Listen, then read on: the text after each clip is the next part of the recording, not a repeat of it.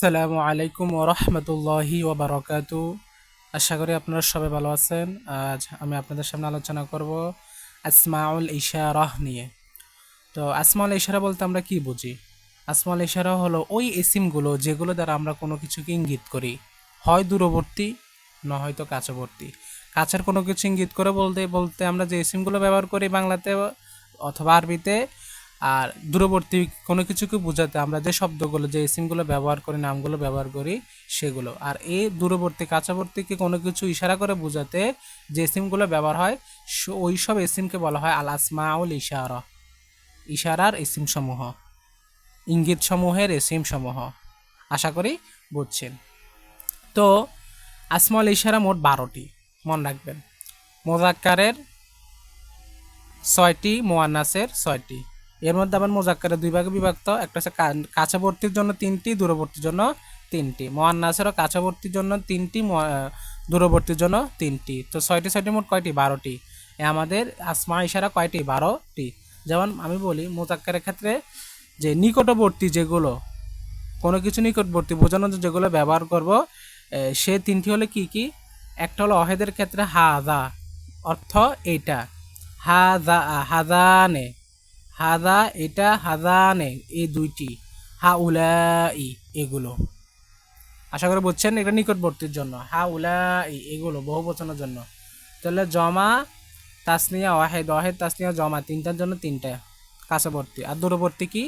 যালিকা ওইটি, যানিকা ওই 2টি, উলাইকা ওইগুলো। দূরবর্তীর জন্য ওয়াহেদ তাসনিয়া জমা, মুখস্থ করে ফেলবেন। তারপর মুয়ান্নাসের ক্ষেত্রে যেমন হাদিহি এটি, হা তানে এই 2টি, হা উলাই এগুলো।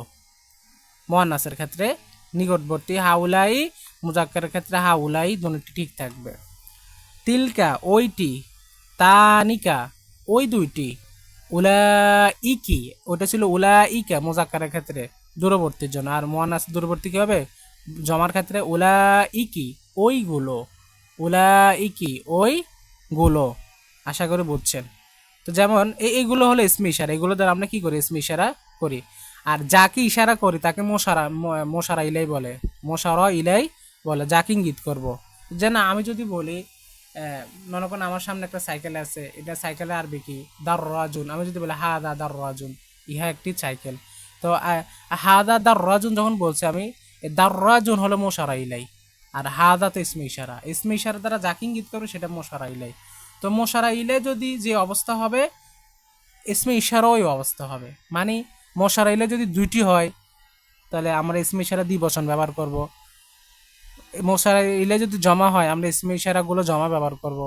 আমি যদি নিকটবর্তী বুঝে নিকটবর্তীগুলো ব্যবহার করব। মোশারা ইলে যদি কোনো মুয়ান্নাস হয় তাহলে আমি মুয়ান্নাসের কি ব্যবহার করব? ইশারাগুলো, ইসমে ইশারাগুলো ব্যবহার করব। মানে মোশারা ইলে যেগুলো হবে, যে অবস্থা হবে, যে হালত হবে, তার যে রূপ হবে, ঠিক ইসমে ইশারার তার রূপান্বিত হবে।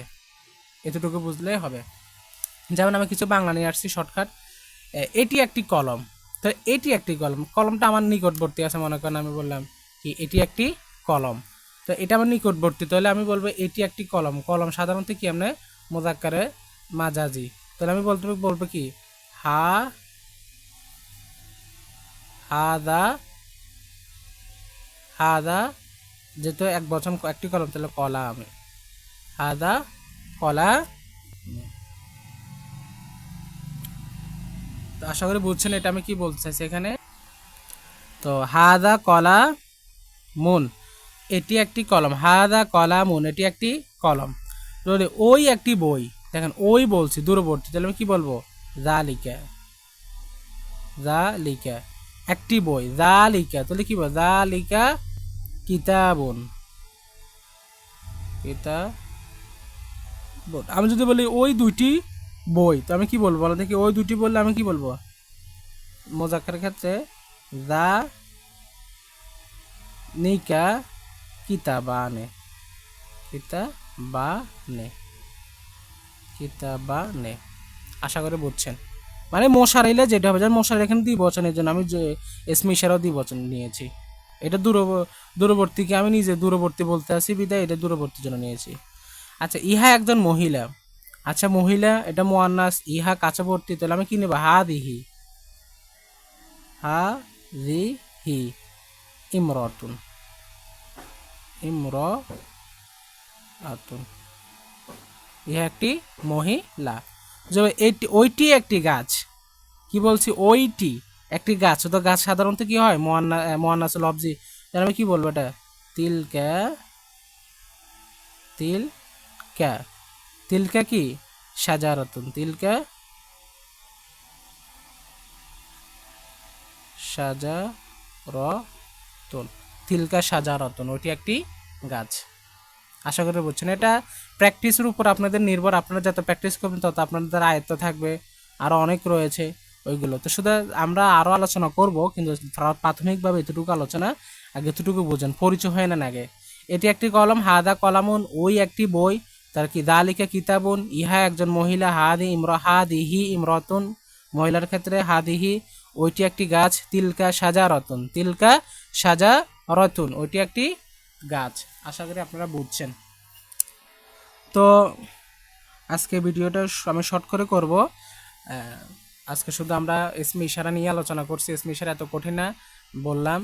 ইসমে ইশারা দুইটা অংশ, একটা ইশারা আর কাছে মশারা ইলা, যার দিকে ইঙ্গিত করে বলবে। তো সবাই ভালো থাকবেন, সুস্থ থাকবেন। আল্লাহ হাফেজ। আসসালামু আলাইকুম ওয়া রাহমাতুল্লাহি ওয়া বারাকাতুহু।